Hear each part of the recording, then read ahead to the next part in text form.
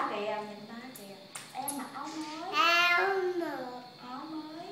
em mặc áo mới. Đi chúc Tết ông bà. Tết ông bà. Tết chúc ông bà. Rồi học câu. Tết chúc cha mẹ. Tết chúc cha mẹ. Mạnh khỏe Mạnh khỏe luôn.